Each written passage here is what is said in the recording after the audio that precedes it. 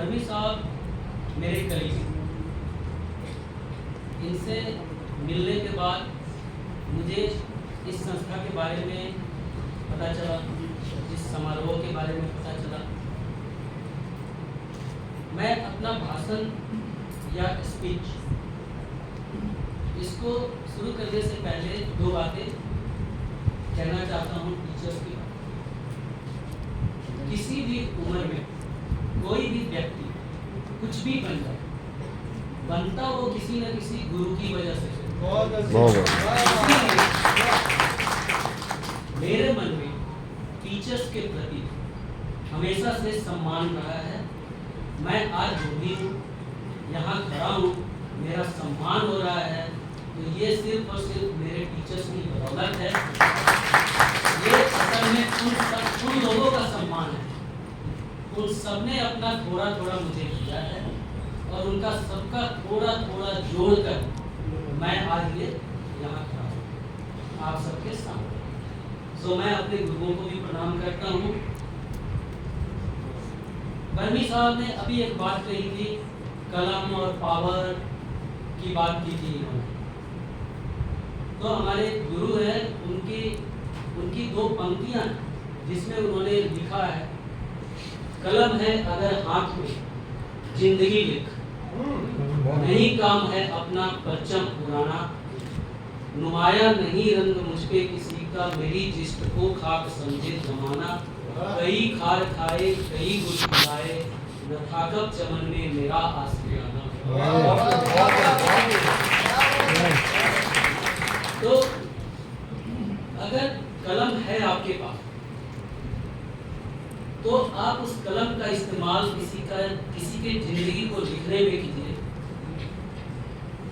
क्योंकि abuse of power के बारे में तो कानून में लिखा हुआ है, लेकिन अगर आपको पावर मिली हुई है और उसका यूज आपने नहीं किया, that is also equivalent to abuse of power. No use of power is abuse of power. Right, power. So both the things are parallel. अच्छा, मैंने सोचा था कि मैं हिंदी में ही बोलूँगा, लेकिन इंग्लिश आ जाती है, तो मैं फिर से हिंदी में आता हूँ। तो अगर आपको ताकत मिली हुई है, तो ताकत का इस्तेमाल हमेशा किसी की भलाई के लिए होना चाहिए, और अगर ताकत मिली हुई है तो वो बेइस्तेमाल ना रह जाए, क्योंकि वो भी उतनी ही हुई है जितना ताकत का बेजा इस्तेमाल होता है।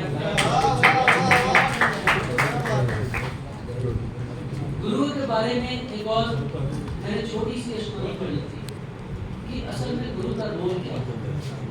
गुरु का रोल, एक कहानी है छोटी सी, जू ने baby camel and mother camel दोनों थे, आपस में डिस्कस कर रहे थे। तो बेबी कैमल ने पूछा कि हमारे पीठ पे ये हम क्यों। मदर कैमल ने समझाया कि प्रोटीन का एक कॉम्बिनेशन है, एक जमा किया हुआ है कि रेगिस्तान में अगर कभी भोजन ना मिले तो वहां से काम चल जाएगा। उसने कहा ठीक है, फिर हमारी टांगे ऐसे लंबी और गोल क्यों है। उसने कहा ये इसलिए क्योंकि रेगिस्तान में हम इससे चल पाते। तीसरा सवाल था उसका कि हमारे आंखों के आगे जो ये पलक और इसके वो है बाल है, वो इतने लंबे क्यों हैं। वो इसलिए है कि रेगिस्तान में जब भी कोई सैंड स्टॉर्म आए, रेत का तूफान आए, तो हम देख सके साफ साफ अपनी आंखों को बचा सके।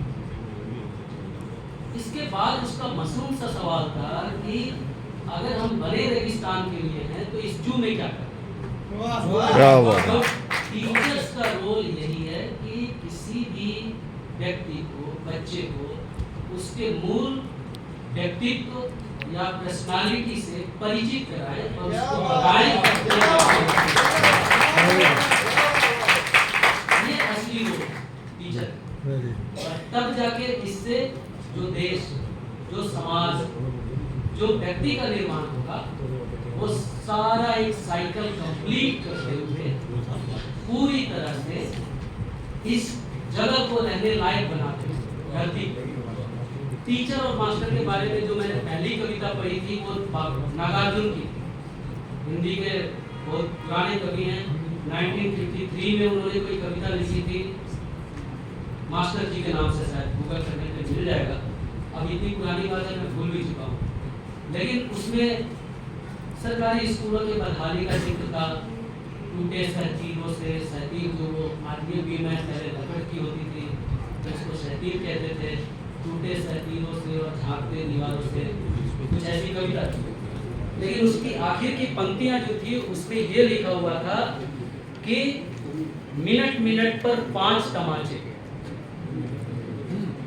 जड़कर मिनट मिनट पर 5 तमाचे, दुखरन मास्टर गढ़ता है आदम के सांचे।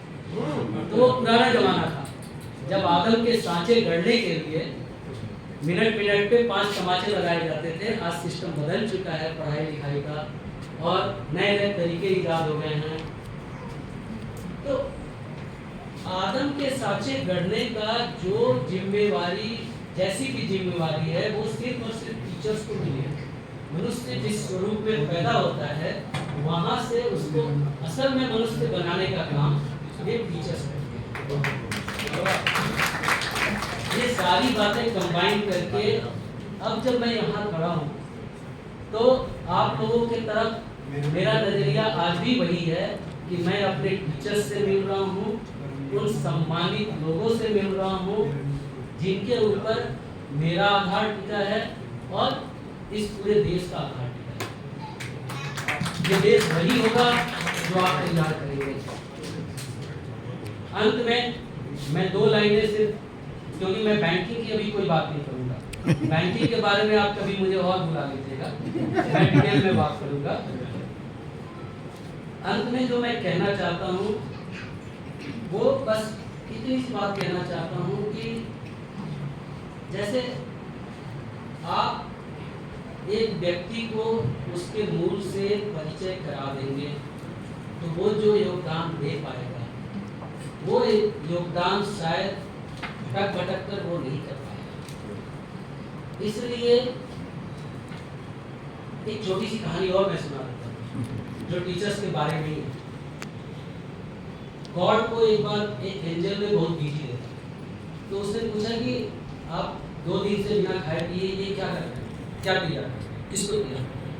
गॉड ने कहा मैं टीचर बना। एंजल ने पूछा इसकी क्या खासियत है? गॉड ने कहा कि इसकी खासियत ये होगी कि जब किसी बच्चे के पास उसके माँ बाप नहीं होंगे, तो उसको ये माँ बाप वाला ही देखभाल देगा, और माँ बाप को जितनी चिंता होती है उस बच्चे के बारे में, इसको भी उतनी ही चिंता होगी, डिस्पाइट द फैक्ट कि उनके माँ बाप नहीं हैं। ये क्रिएशन इतना आसान नहीं है, इसलिए मैं बगैर खाए पिए इतने दिनों से लगा हूँ, और जब तक ये पूरा नहीं हो जाता मैं कुछ भी खाना पीना नहीं है। बाद में एंजल ने देखा कि वहाँ पे कुछ नमी रह गई थी उनके क्रिएशन में, तो उसने कहा कि मुझे लगता है जितना स्ट्रेसफुल काम आपने दे दिया है, ये उसको झेल नहीं पा रही है, और ये लीकिंग है कुछ न कुछ। गॉड ने कहा नहीं, ये लीकिंग नहीं है, ये इसके आंसू है, क्योंकि माँ बाप का दर्द समेट कर एक बच्चे को पालन पोषण देना, उसके माँ बाप ना होते हुए, उसके लिए ये आंसू जरूरी है। तो टीचर का रोल कई तरह से इतना महत्वपूर्ण है हमारे देश में, समाज में, कि उसकी जगह कोई नहीं ले सकता। इसीलिए माता पिता को भी गुरु कहते हैं। बच्चों के प्रथम गुरु माता पिता ही कहे जाते हैं, और गुरु का रोल बहुत इंपॉर्टेंट है। गुरु शब्द का अर्थ होता है अंधकार से प्रकाश की ओर लेके जाना, और गुरुदेव रविंद्रनाथ टैगोर ने भी कहा हुआ है कि ज्ञान जो मिलता है, ज्ञान क्या है? ज्ञान केवल इंफॉर्मेशन नहीं है, ज्ञान वो है जो आपके दरवाजे को, दिमाग के, मस्तिष्क के दरवाजे को खटखटा दे। सो इन्हीं शब्दों के साथ मैं आप सबका धन्यवाद देता हूँ, मेरा इतना सम्मान करने के लिए, आज मुझे यहाँ बुलाने के लिए आप सबका बहुत बहुत धन्यवाद।